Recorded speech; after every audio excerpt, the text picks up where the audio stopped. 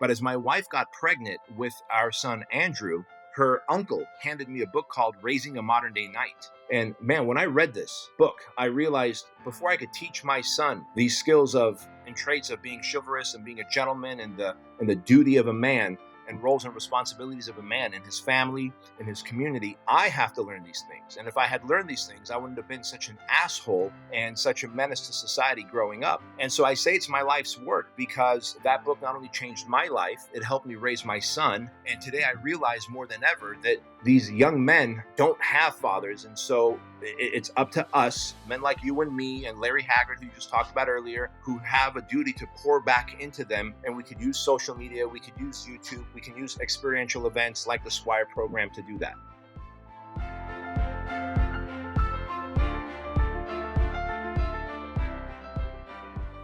Bedros, welcome to the Superman Life. Frank, thank you so much for the opportunity, brother. It's good to see you again. Dude, it is so great to see you, man. I've been such a fan of the fire content that you've been dropping since rebranding the podcast. I know I told you, just speaking real truth to the men out there. That's what these guys need to hear.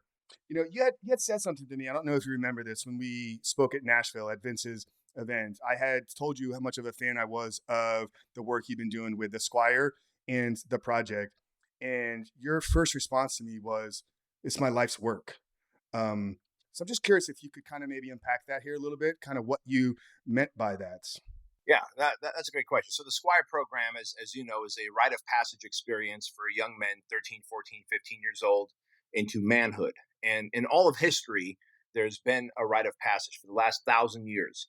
Problem is, for the last couple hundred years, we've kind of stopped. Even when you look at the last 50 years especially, there's no more dads or mentors, older males, really guiding young men into masculinity.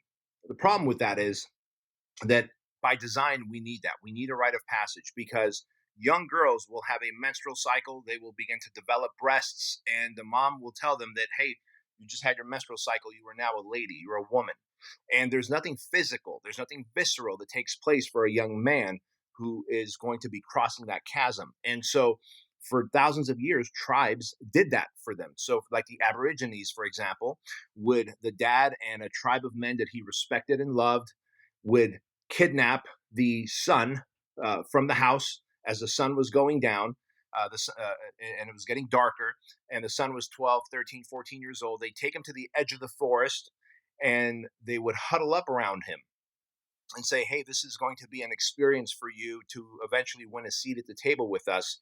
But before you do, we're going to give you this knife. We're going to cut your arm and draw blood and hand you the knife. And you're going to go into that forest. And until sun comes up, you're going to fend for yourself, find shelter, find food, find water, and defend yourself.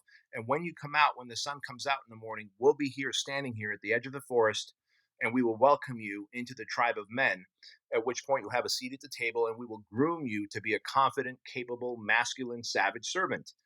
Those days are gone. In fact, I named it the Squire program because knights had squires, and a squire's job was to clean the horse, clean the armor, tend to the knight's needs. And the knight's requirement was that he would then teach this young squire to be chivalrous, to be a gentleman, to be able to understand right from wrongs, to develop a moral and ethical code and a set of values. In other words, to become a knight, a man. And so in the absence of that, we see when dads are not involved, or we see families that are divorced, we end up seeing these young men go towards self-destruction through either joining gangs or getting in trouble or pornography or poor grades, or get lost in who they are in terms of their masculinity and begin to buy into what big government and big media is selling them right now, which is to have this desire to be strong and courageous is actually considered toxic. And so when the fathers are not there to raise these young men into capable men, these men begin to have an identity crisis. And so while my dad was there physically, he brought us to the United States. We escaped communism. I grew up a very violent young man, running around with gangs, simply because we lived in Section 8 housing. And when thankfully I got a mentor in my mid 20s. One of my personal training clients was a mentor, and he started to pour into me. But as my wife got pregnant with our son Andrew, uh, her uncle handed me a book called Raising a Modern Day Knight. And man, when I read this book, I realized before I could teach my son these skills of and traits of being chivalrous and being a gentleman, and the duty of a man, and roles and responsibilities of a man in his family, in his community, I have to learn these things. And if I had learned these things, I wouldn't have been such an asshole and such a menace to society growing up. And so I say it's my life's work because that book not only changed my life, it helped me raise my son. And today I realize more than ever that these young men don't have fathers. And so it's up to us, men like you and me and Larry Haggard, who you just talked about earlier, who have a duty to pour back into them. And we could use social media, we could use YouTube, we can use experiential events like the Squire program to do that.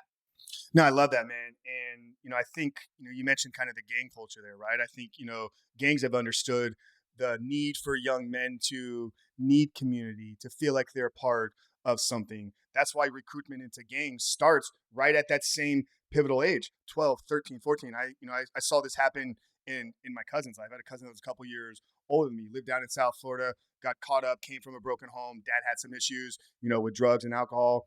And he found himself, he found a place in a gang. That gang created a lot of, environments. It created a lot of mental stress. Like he had a lot of issues. He ended up taking his life. I mean, I had a cousin that took his life as a teenage boy. So I've witnessed this happen in my own family. You mentioned, over the course of human history, like these initiation practices have been there, but it started maybe a couple of hundred years ago, but it really seemed like it became a major problem 50 or so years ago. I think that's kind of what I heard you say. You mentioned the fatherlessness piece, right? That's obviously been a big factor. Have there been other factors, in the world, in society, that are leading to the disconnect, that boys are caught up in these issues? Yeah, some other factors are now obviously, we can put our tinfoil hats on and really go down the rabbit hole, but you don't really need a tinfoil hat. You just need some basic level of common sense to realize that those globally in power want to continue to grow their power. Absolute power is absolutely corrupt, Frank. And so, knowing that, we know that if you want to be very powerful, you need to get and being powerful means you control the resources of whatever countries or lands that exist. Well, you need the people to be good little soldiers and go into the workforce and produce for you, have low expectations, to be docile, to not want to stand up against you and be the opposition. Well, the easiest way to do that is to begin to change the culture. And about 50 years ago, as we saw the need for moms, it started with feminism. It started with I am woman, hear me roar. And they said, you are woman, you should roar. See, it didn't start with I am woman, hear me roar. It's you are woman, you deserve equality, you should roar. And she goes, yeah, you know what? Why am I at home raising the kid? Why am I at home doing that instead of working and being part of the workforce? And soon women got into the workforce. Well, it's not like the jobs doubled. So what really happened was life got more expensive, pay got lower, in order to be able to allow women into the workforce. Hey, guess what? You're equal now. So you could work in an office, you can work on an assembly line, you can do all that. But now that same family needed a two-income household to be able to provide. Well, where did that young man go? He is now either in some kind of childcare, he is now in front of the television. And so now when you remove the mom and you start using big media, television and media to influence, and music to influence these young men, and then they grow up and now they have access to, you fast forward all these days, now we go into social media and news and their favorite stars. Before you know it, man, the celebrities that they look up to is saying that this is how you should be, that you don't need to have that nuclear family. That's a thing of the past. And they're now being influenced by celebrities, stars, television, Hollywood, instead of their mom and dad and the core values that those mom and dad would want them to have. And you do that long enough until the mom and dad no longer have a core value. All remember, one generation is 25 years. So we are now, when you go back 50 years, we're two generations removed. And now when I look at the comments, you can go back and look at the comments on my YouTube show, on the Bedros Keuilian show, a lot of it is grown ass dads my age in their late 30s and in their 40s saying, man, this is good stuff. I needed to hear this so that I could teach my son because I know there's something missing, but I don't know what to teach him because I never learned it myself. Well, two generations have gone by, and their grandparents were the ones that knew the core values and the morals and the ethics and the character and how to carry yourself. And so the opposition has done a great job tearing apart the nuclear family and the core values of masculinity that come with it. Yeah, no, I 100% see that happening, man. And you made that kind of like jokingly comment, like let's put the tinfoil hat on. I don't think we really needed to have a tinfoil hat on to fully understand and see what you just broke down playing out in the world and in the West here today. And you're on your bio page. It's like Bedros Keuilian is a fan of the American dream, but you come from a communist country, so you actually have like real understanding of the power and control that can happen. So, talk a little bit about your kind of upbringing and kind of how that is playing into this with all of you. Absolutely. So, what we've been seeing, especially like we saw this whole thing escalate March 16th of 2020 when it went from, I believe, building up to March 16th, 2020, the pandemic. It was a more covert attempt of slowly changing the ideology of the American public. March 20, March 2020, all of a sudden, it's like, hey, we're going to hit the accelerate button on that. And most people are like, oh my God, it's a pandemic. Oh my God, they're creating mandates. Oh my God, they're telling business to shut down. And here these businesses were shutting down. When what is a mandate? A mandate is not a law. It is unconstitutional. It cannot happen. And so, but yet people were compliant. But what did they do first? They spent a decade and a half, 2 decades, softening up the minds and hearts of people, gaining control and compliance, making them docile. And then they go, what's a great way to test how much control we have over them? Let's have a pandemic. I'm not saying the virus isn't real. I'm saying it's real. Create the virus, let it loose, make it a pandemic, lock the world down, and see how people react. Are they going to come up in opposition like they are in Brazil right now? Like Brazil is having one of the biggest um, uh, uh, uh, reforms ever because their election was stolen. Millions and millions of Brazilians, the largest gathering of Brazilians ever, are out there protesting. So are they going to come out like that, or are they going to comply to these mandates and shut down their gyms and restaurants and stores and button down the hatches and not go work out at parks? And what the hell, bro? Like, you can't access the sunlight. You can't go to the beach. Like, Huntington Beach, Newport Beach here was closed down. Are you fucking kidding me? Like, what high level of control and compliance are you going to attempt to get over the American public? I come from the communist regime, bro. My dad was a member of the Communist Party. I know communism when I see it, and my dad was calling the plays. He's like, each time the people don't react, they're going to make this pandemic longer. Each time the people don't stand in opposition, they're going to make this pandemic longer. And that's exactly what they did. Yeah, no, Pedro, I 100% agree wholeheartedly with all that, man. You mentioned, that this has been a clear, agenda to take down and destroy the family, right? The nuclear family, and that's what's leading to these boys being lost. So, as we're, yourself, Larry, me, all the men around the world that are really focused on lifting up men, what should our priorities with the women in our lives? How are they going to play a role in these boys growing up? What should the men be focusing on with the women in their lives? Man, that's a really good question, Frank. I think the number one thing that men need to focus on with the women in their lives is choosing the right woman. In fact, study after Mm. study shows that the number one determining factor of a man's success or failure in life uh, is who he chooses as a spouse. That's just a reality. The number one determining factor is not his education, his IQ, his EQ, the number of employees, how fit you are, what lineage you come from. The number one determining factor of a man's success or failure in life or in business is who he chooses as a spouse. That should show us how powerful and how important women are in our life. And so when they say, hey, women, you guys are equal to men, I say, no, they're not. For example, they are very, very capable, far more capable at giving birth than I am, number one. And if my wife caught the cold and I caught the cold, I can tell you that she would handle it a lot better than I would. And I can tell you that if a dark, shadowy figure shows up in an alley, I could probably handle that situation a lot better than my wife could. And so I'm glad we're different. Guess what? I don't want to come home to a burly mustached man like you. You're a handsome fella, but I don't want to come home to a man like you. I want to come home to a gentle, loving, soft wife like my wife, man. And so, with all that said, the women that we choose is the number one determining factor of who we become as men, because that also determines how our kids are raised. Because women will turn babies into boys, and it is up to the dad to turn the boys into men.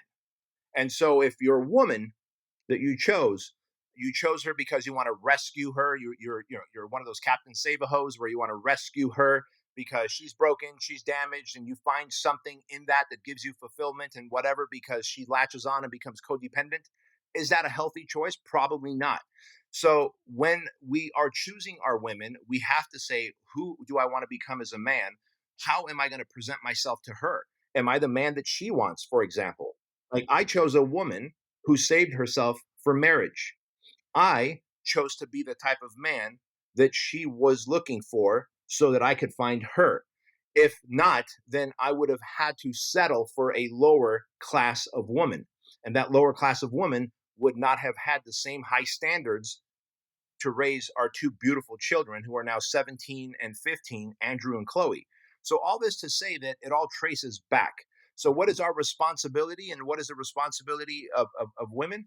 Well, I don't know what the women's responsibility is other than to look for the type of man that they want to align with. But a man's responsibility is to find the kind of woman who is going to help you build the family and legacy that you want. Yeah, man, I love what you said there, man, and it rings so true to something I hear Jordan Peterson talk a lot about, right?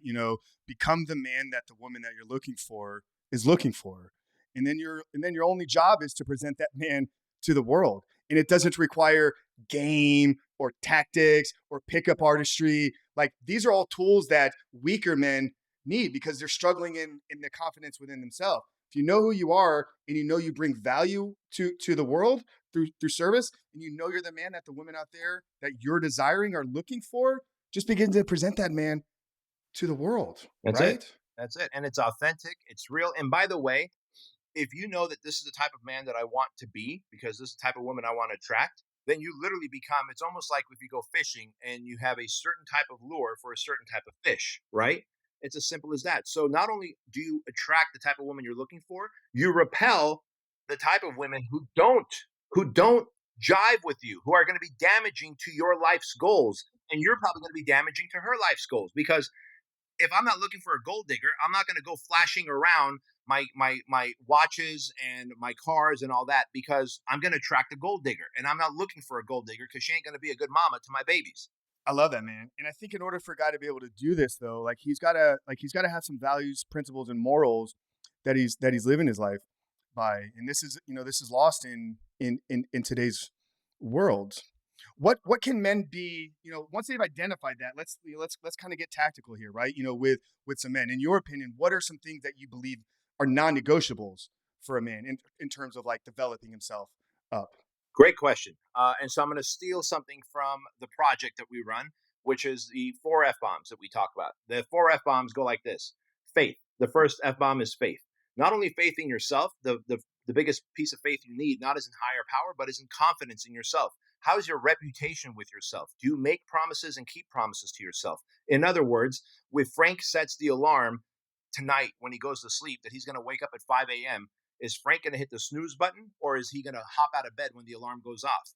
If you hop out of bed when the alarm goes off, then what you've done is you've built more credibility with yourself. Your reputation with self has gone up. And that means you have more confidence because credibility is the byproduct of confidence. However, if Frank Well, real decides, quick, Bedros, I can tell you the audience will agree with this 100%. They know that Frank can't hit snooze because his alarm clock is in another room. perfect. So he actually had to get up and walk there and turn that thing off. Perfect. See, and so that's a great example because imagine if Frank went across the hallway and hit the snooze and then somehow tucked himself warm and cozy back into bed. Well, then guess what would happen? Your subconscious mind now believes that you choose 10 or 15 minutes of mediocre sleep instead of getting up and dominating your path. And you told your mind that I'm not trustworthy, I'm not credible, I have poor reputation with myself. So faith in yourself is that first pillar, but faith also comes by way of faith in a higher power. Like even the most agnostic person that says I don't believe in God, as soon as they're in a dark alley and someone puts a pistol in their face, the first thing out of their mouth is "Oh God." So if we instinctively can say "Oh God," we can acknowledge a higher power when our life flashes before our eyes. maybe there is a God. I'm not saying that your God has to be Jesus, has to be Allah, has to be Buddha, has to be whoever. I believe in universal consciousness. I do believe that we're all connected. I do believe there's a higher power, and I do believe there's karmic debt and karmic justice. And so you can believe in what you want, but we can all agree, because we feel it in our radiance, in our gut, that there is a higher power of faith. And so once we've got the faith pillar conquered, and that is a non-negotiable for man, because by the way, when you have confidence in yourself, then you go, hey, this guy has reputation with himself. So he's not going to go watch porn. This guy is not going to go, and he's not going to go and drink and be a bad role model to his kids. Because if you believe in what I believe in, which is karmic justice, I believe that if I go and do something shady and no one ever finds out, not even my kids, through karma, that karma will land on my kids anyway. Right. And so that's what my faith is. And so once you've got the faith pillar covered, then we have fitness. Physical fitness, mental fitness, emotional fitness. In other words, are you physically stout? Are you athletic? Do you have enough strength so that, God forbid, something happened, you can defend your family, you can move things, you have the ability to run or chase or to get after it? If not, what kind of a poor role model are you to your kids of health?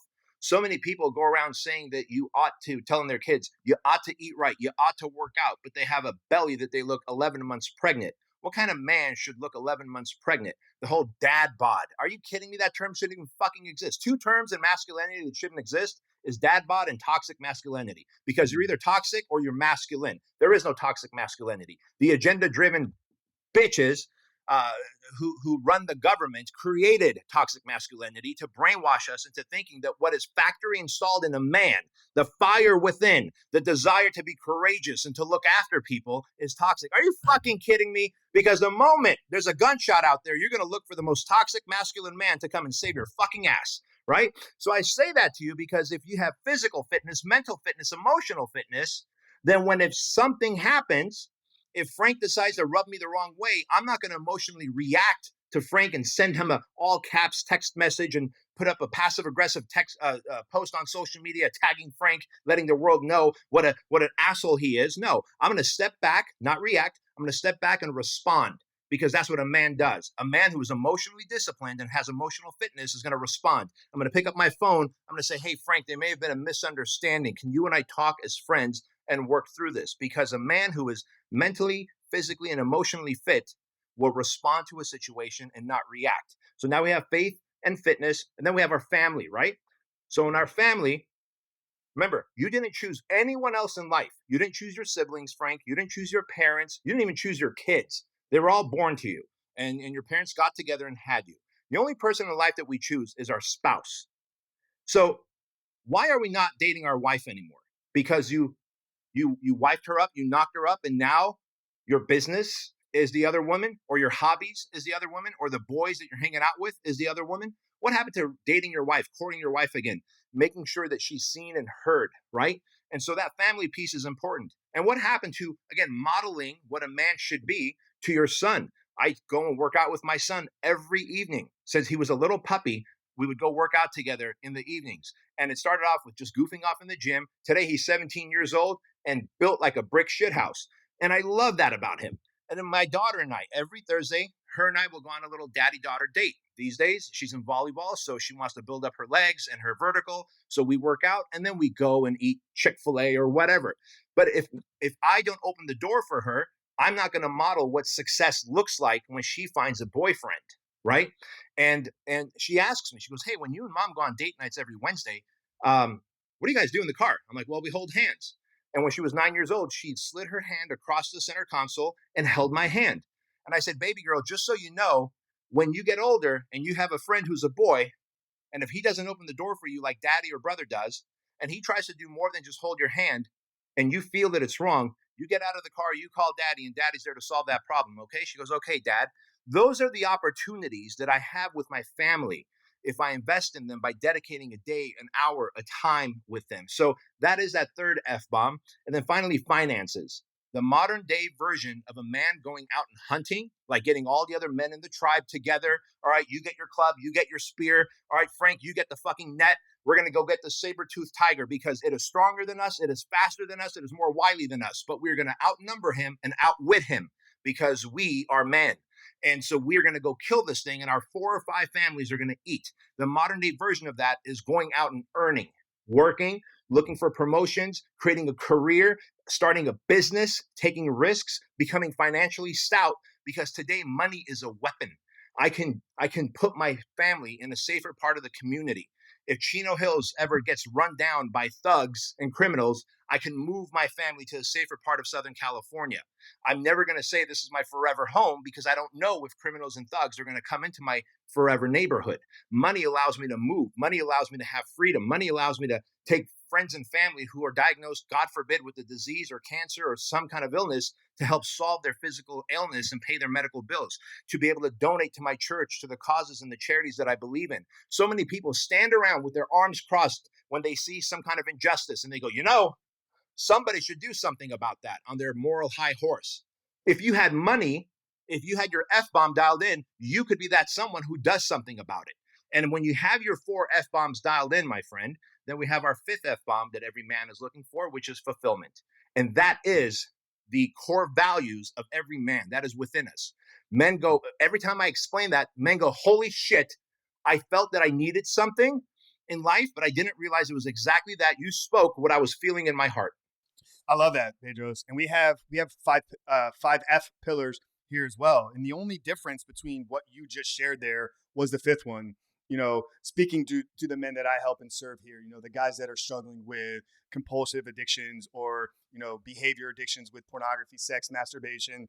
Our fifth F is freedom. We're seeking true freedom from the vices within our life. And then I tie a second meaning to the freedom as well, which is, what are you doing with your life outside of when you're going out there and hunting, when you're going out there, the work, the production, the self-care, what new endeavors, what new skill sets, what new hobbies are you really seeking and bringing into your life, so you can then use those to go back out and make the world a better place. So we're right in line, man, with everything we're talking about. And I loved how you kind of talked about the modeling. You model to your son what it means to be a modern day knight, what type of man he should be aiming to becoming. But you're also modeling to your daughter the type of man that she needs to be having in her life. I think that this gets lost so much in today's world. It's like men are not present in their daughter's lives. That's mom's job, right? I don't understand what it means to be a girl, so I'll not even think that I can spend time, because I don't have any value to bring, because I'm not into dancing and gymnastics and all these things. So I love what you're talking about here, Yeah, Bedros. bro, and I'll give you a great example of that. So my daughter Chloe is 15.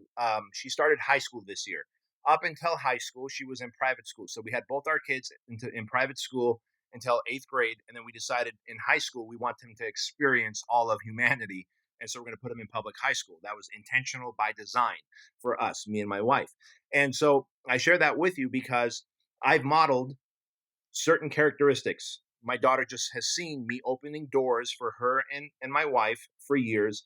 And of course, as Andrew got older, he could reach the door handle of the car, he started opening doors for Chloe, as I would open the door for Diana.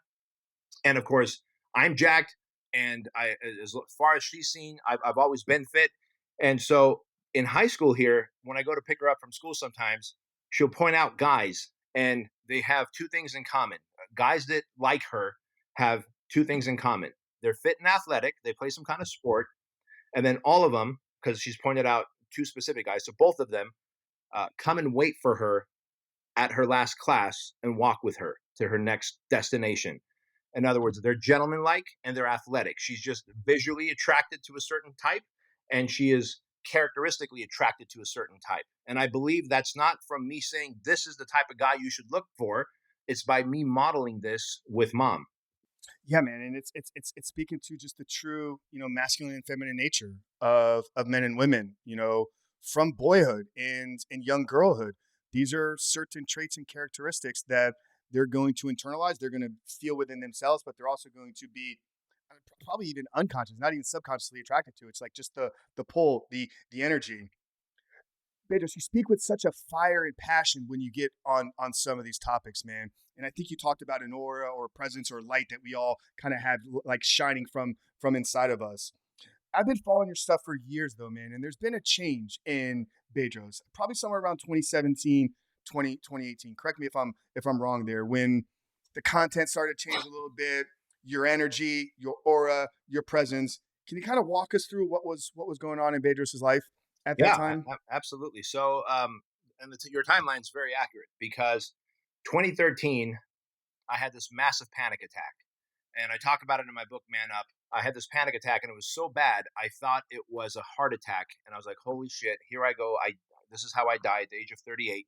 And what was really crazy, Frank, is I wasn't afraid of death at all when I was thinking I'm having a heart attack. I was so sad for my wife that I broke a promise that we'd be together for decades till death do us part, not just like a decade and a half and death do us part.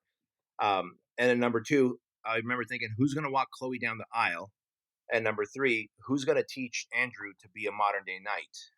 To be a capable, confident man who's going to be an asset to society. Like those are my core values.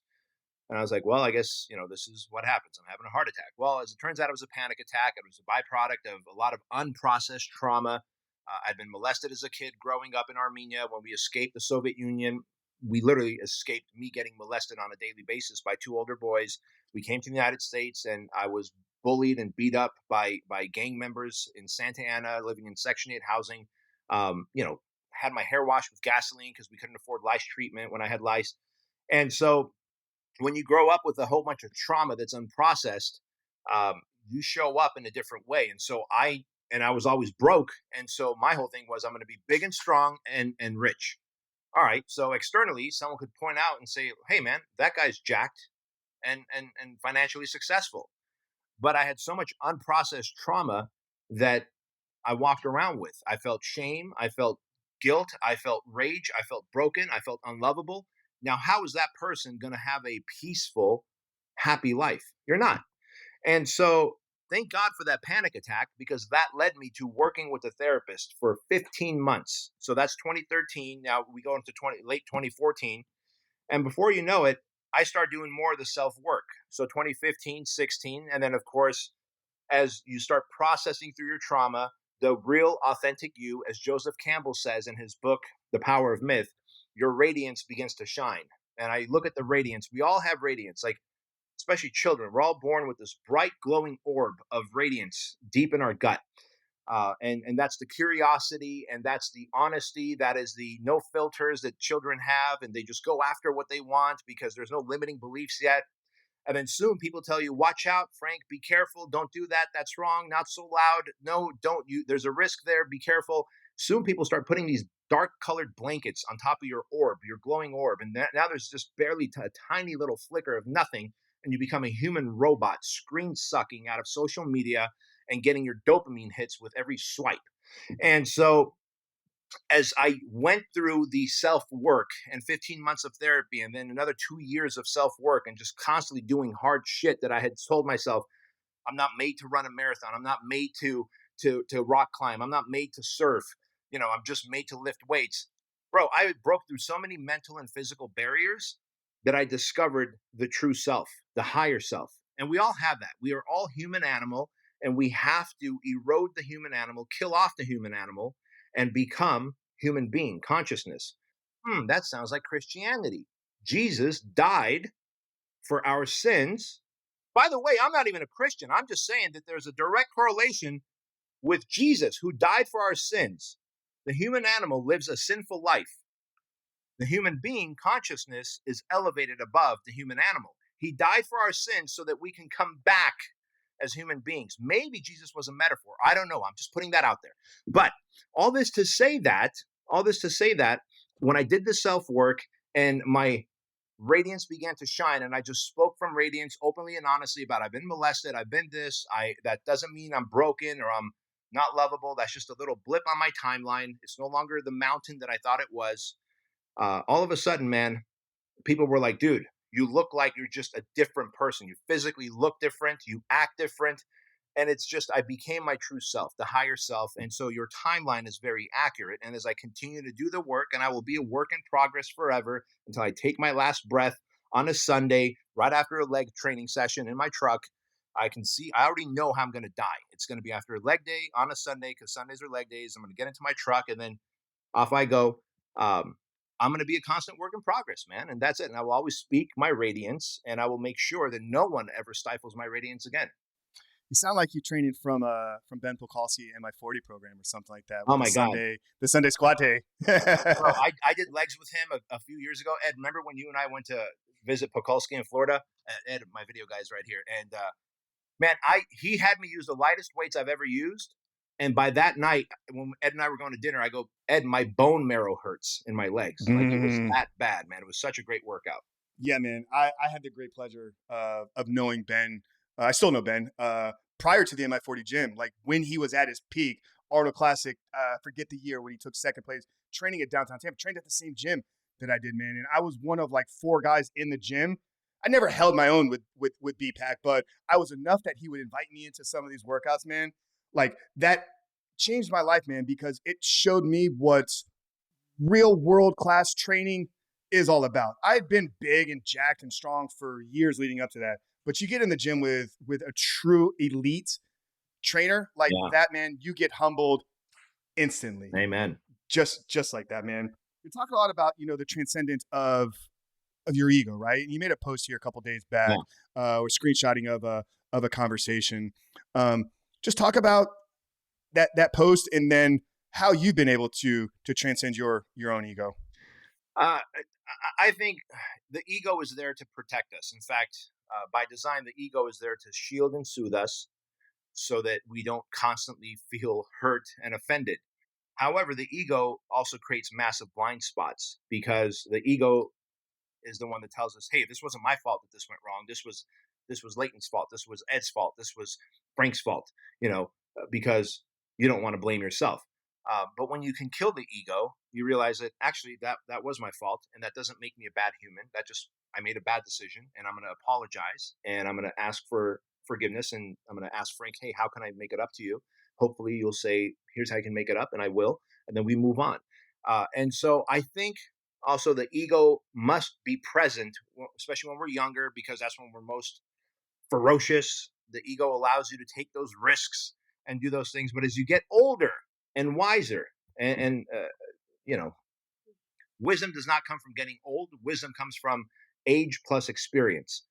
And so as I reach, I'm knocking on the door of 50 here, and I'm very excited to get into my 50s. I'm 48 now. Whenever I have wins, I go, guess what? Losing season's coming around the corner. And when I have losing seasons, I'm like, hey, guess what? This was supposed to come to humble me as a man, because my ego is going to want to say, I'm man. I did this. I built this company. I bought that airplane. I did this, and I $250,000 for that shit. Guess what? Losing season. In fact, right before we started this, I was telling Ed over there that I got $485,000 in BlockFi, which is frozen right now because FTX collapsed. BlockFi said you can't withdraw or contribute money right now because everyone's going to panically pull out. So guess what? As badass of an entrepreneur and investor that I am, I'm on the brink of losing $500,000 right now. And guess what? It's a losing season if it happens. The old me 10 years ago would be like, what the fuck? This can't happen. Whose fault is this? It's my fault. I made the decision to invest through BlockFi into crypto. I believe crypto is the right thing, but I should have had my money on an external hard drive versus on BlockFi. Whatever. Lesson learned. So the ego, once you can kill your ego by realizing that you're going to have winning seasons, losing seasons, and that you are not the man as you thought you were. After all, you're just a human going through your human experience. The ego is dead to me.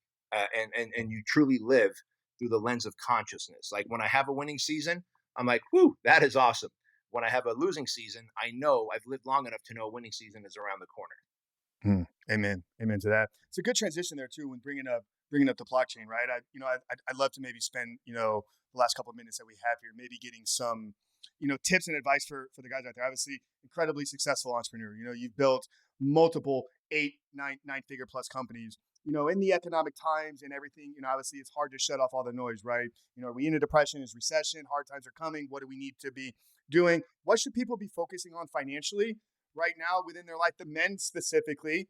And where should their kind of thought planning be over these next couple of years? I know this is not really your greatest area of expertise, but as somebody that's running multiple businesses, has a lot of people that you're responsible for making sure that they get paid. Yeah, can you kind of talk about, what you're doing or what, men should kind of be prepared for here in these next couple of years? Yeah. Well, first off, I'll lead by saying do not have your money sitting in BlockFi, Coinbase, or any kind of external coin exchange program, because let me be a cautionary tale that was a very bad idea to the tune of $500,000. but hopefully, a couple weeks will go by, the drama will quiet, and I can extract my money out. But that said, I think what everybody should be doing right now is seeing where they can tighten the belt further. If you have any expenses, if you have any recurring things, those recurring things add up, man. iTunes, and then Spotify, and then you got a membership to this and a membership to those three gyms. Hmm. Like, tighten the belt, number one. You'd be surprised how you could save 500 to 1,000 to a couple $1,000. In fact, when the pandemic hit, Joan, my assistant, went through our company credit cards, and within 2 days was able to identify $11,000 a month in recurring payments that we were paying as a company to software services and these services that we no longer used, right? And so average family, the average person has that as well. Maybe not to the tune of 11,000, but maybe 500 to $1,000. Number one. Number two, what can I do to create a secondary income stream that does not require my time? In other words, don't go jumping in an Uber and trading time for dollars.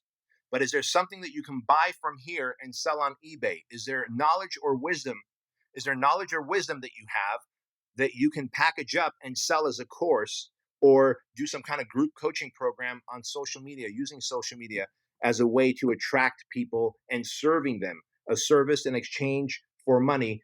And that money is to solve problems that people are having. Like, you solve problems that people have, addictions, etc., that they have to pornography, that leads them to impulsively destroying their lives. And men who want to not do that should be paying you in exchange for the accountability and the solutions, right? And so, to create that secondary income stream, but first, tighten the belt. Second, create the secondary income stream. And thirdly, know that this is cyclical and this too shall pass. Knowing that will help, because let's not forget that, again, the opposition uses social media and big news media to tell us that the economy is crashing, unemployment's through the roof, depression is on its way, and therefore people are going to lose their homes and lose their cars. And let's not forget, the power of suggestion is very strong. And we saw this happen in 2008 during the housing market crash. When news media keeps telling you that you ought to go broke, you're going to lose your house and you're going to lose your car and you're going to lose your job, soon you begin to look for evidence of that by literally doing things to lose your home, lose your job, etc. So know that you don't have to lose your home. You don't have to lose your car. You might have to work 3 times harder to keep your house. You might have to work 10 times harder to make the same amount of money, but you don't have to have a lower quality of life over the next 3 to 4 years as we go through the suck. Yeah, man. And I lived this out, 2.5 years ago. Rebuild Recovery was started right at the beginning of the pandemic. As the world was shutting down and getting isolated, Frank had to, let's just start another business, right? But it was focused on service, because I knew that there's going to be a lot of men struggling in the world exactly at that time. And, we've been able to build a very successful, thriving business in the past handful of years. So yeah, Bedros is speaking about, serving others in the arbitraging of your knowledge, or the arbitraging of products. Like, not the trading time for dollars anymore, gentlemen. That's not what we're talking about. So I love that. Love that so much. I love you. If you can, just talk a little bit about the project. I know we mentioned the Squire at the beginning. That's for the boys. The project is your group that you run for men. So where did this come from? What is it about? What does it entail? Yeah, good question. So that work that I did on myself after I had that panic attack, and then I ended up working with a therapist for 15 months and going through processing all the traumas and all the things that were limiting my growth, creating a glass ceiling in terms of my love life, my financial life, my happiness. Um, the project is really the 4 or 5 years of the work that I did on myself compressed into 3 days, 75 hours. So just over 3 days. And it's for really high speed entrepreneurs who are married, that have kids. They're trying to balance their work and family life. They're finding themselves constantly diving into vices, whether it's alcohol, infidelity, pornography, overeating. Like, my vice was overeating, bro. When I would get stressed at work, I would literally stand at the kitchen counter and eat 6 to 7 bagels dipped in cream cheese. I mean, that's well over 1,500 excess calories that I needed, right? And then I was wondering to myself the next morning why I'm 30 pounds overweight as the CEO of a fitness franchise. How incongruent was I with myself? Of course, I was going to have a panic attack. I was so incongruent with the man that I wanted to be.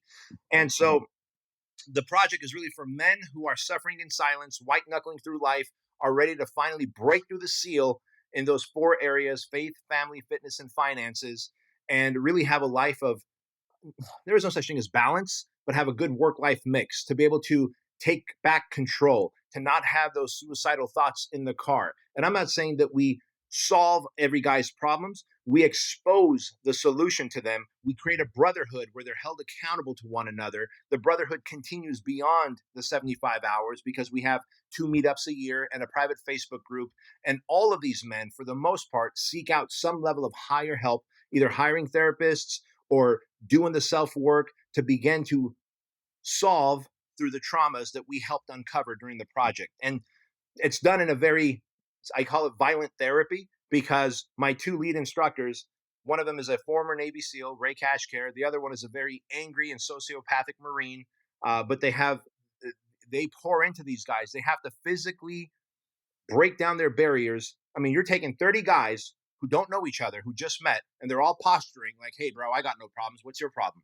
And you want them to become vulnerable. You want them to bring the wall down. You want them to see each other as brothers, because 26 hours into it is when the journaling begins, is when the deep work begins, when the tears begin to cry about what happened to us as kids. And the only way that's going to happen is if we suspend disbelief, take away their sleep, control the amount of chaos that they go through physically. And that chaos can only be survived when you help the guy next to you and you help the guy on the other side of you. So all of a sudden, strangers become brothers, and now you can be vulnerable for the first time around other men.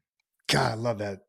Love that so much. I mean, it's so needed, man. And I don't want to say comparison to the environments in the group that we're creating, because we're not putting these guys through 72 straight hours, but where they're exposing vulnerabilities, they're creating community, they're having deep internal work done on their own, then they're bringing that to the group to share. So what I've witnessed in our program is the relationships in the community that these guys create through just showing up and saying, hey, I got some shit, man, and I need some help. And I'm here to do this collectively as a group of men. Like, will you guys lock arms with me?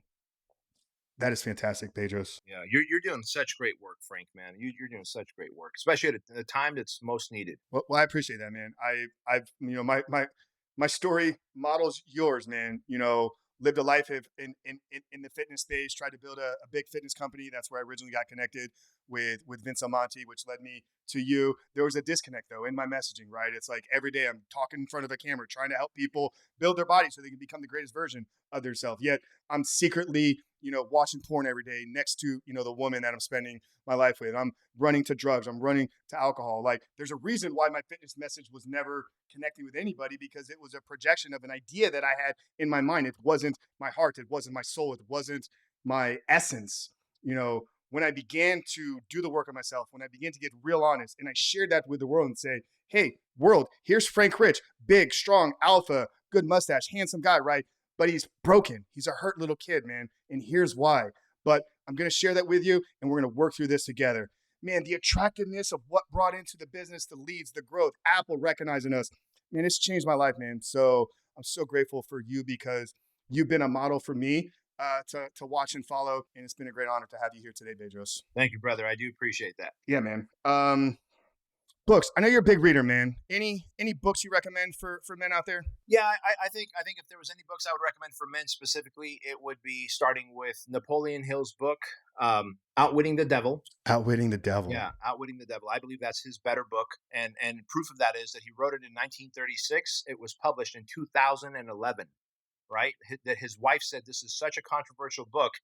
Now that Napoleon is dead, I need to die, and the whole family needs to die, and then his estate can put this out. So, Outwitting the Devil by Napoleon. Have you ever listened to the audio of that? It's the only thing I listen to, because when you hear the devil and Napoleon talking, you get goosebumps. You know this, bro. Come on. Yes, Come on. yes. If you read the book, you're a loser. You got to listen to the audio, right? All right. So that's thing number one. Book number two is John Eldridge's book. Wild at Heart. Wild at Heart. Thank you. And then the next one after that would be No More Mr. Nice Guy by Mr. Glover. I think it was Dr. Robert Glover. We've had him on the show. Obviously, we'll never get Napoleon, but I'd love to have somebody from his team or estate. We're working on Eldridge. So yeah, you spoke to books that we are huge advocates here at Rebuild Recovery in the Superhuman Life. And I'll tell you something about that too, Frank. Like, all in all, there's about like 8 books that I read over and over again. And so what I've learned is you got to read or listen to a book at least 5 times to be able to have mastery of it, to get it. I've gone through each one of these three books that I mentioned. I've gone through them at least 15, 20 times. And each time I'm like, holy cow, where did John Eldridge have that? Because the last 10 times I heard it, I didn't, because the first couple times that you read or listen to a book, you're just gathering information and concepts. You're getting the concept. By the time you get to 4, 5, 6 times, you're developing mastery to the point if you can teach the book to others, you can then apply it, teach it to yourself.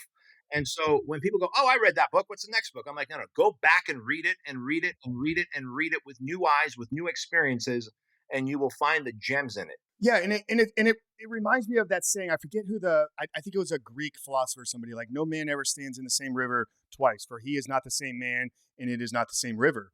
Every time you read a book, you're reading the book with new insights, new perspective, literally as a different person. So you're going to understand and process and pull different things out of it because you've changed as long as you are changing. Now, if you're stagnant in your growth, the book may always be the same to you, but that's not the audience of men that we're speaking to here. Bedros, brother, this has been incredible. Tell the guys where they can connect with you. Anything big and new and kind of upcoming on BK Slate right now? No, nothing new other than my podcast that I just launched with this amazing growth that it's having. And I'm just so grateful about that. And I appreciate you giving me the time and opportunity here on your platform. And the best place anyone can find me is on Instagram at Bedros Keuilian. Awesome. Yeah, guys, we'll get all that plugged down there in the show notes. Bedros, last question. We like to end every single episode here with the same one. Obviously, the title of the show is The Superhuman Life. I think we see a lot of things in the world here very, very similar. I'm a Christian, so I do believe that we were, created here for a purpose within our lives. But knowing and accepting that you're here for a purpose and reason is only the first step. We need to be intentional and aggressive in our actions every single day, developing that purpose up so that we can then make the world a better place. So that's what I talk about when I explain living a superhuman life. But I like to get the guest take. So Bedros Keuilian, as we end today's conversation, how would you define living a superhuman life? The best way to live a superhuman life, I would say, is to create a better future than you came into. And when people ask me, like, what's your next steps? Like, what's the new company you're creating? Like, look, the companies I build and sell mean nothing to the two humans that are going to have such a great impact on this society, Andrew and Chloe, because they are growing up enlightened. They are being poured into since day one. I intentionally created an email address for Andrew and Chloe when they were in the womb. And I started to write them emails and send pictures and you can't do scrapbooks these days. Like, you have way too many photos and videos on your iPhone. So I was intentionally pouring into them. And when I gave them both their logins to their email addresses 2 years ago, they're like, holy shit. Right. And so all this intentional pouring into my kids, I know that, God forbid, if I was to get hit by a bus when I walk across, not that I have any intention to walk across the street, but if I did and I got hit by a bus today, that the world would be a better place with my two children in it because they have such a greater head start than I ever did. God, I love that. Love that so much, man. I look at what I'm kind of creating here with the podcast, not so much of the YouTube channel, because that's very tactical. Like, here's how do you solve a problem with porn? Here's how you handle these things. The podcast, though, is a documentation of my growth over the last 3.5 years, 20, 30, 40 years down the future. Like, I'll be able to sit there with my kids and hopefully my grandchildren one day and be, hey, listen to what dad was doing back in, or granddad was doing when he was 35, 36. Listen to the conversation, the things that he was interested in. It's been cool to witness even my own growth here. So that's beautiful, man. Bedros, you are a true gift to the world, man. Your essence and your aura is shining very, very brightly, and we're all better because of you. So grateful for your time here today. Guys, I hope you got value out of this. If you did, make sure to connect with Bedros. Check out his podcast. He's up the value. He's talking truth, man. Everything that was shared here, he spends time on directly. 20, 30 minutes episodes, jam-packed. And if you want to help us here with this podcast growth, guys, we've seen some tremendous growth over these last couple of months, and it's all because of you out there. So if you're enjoying this and you're getting value, make sure to leave us a 5-star rating and written review. But more importantly, if there's a man that is going through something that we touched on here today, maybe he's lost, maybe he's struggling, maybe he's got a young boy in his life, and he's not doing the greatest job of showing him what it means to be a modern day knight. Do us a favor, but do that young man the blessing by sharing today's conversation with him. But for BK, Bedros Keuilian, Frank Rich, your host here, we love you guys. We'll see you next week.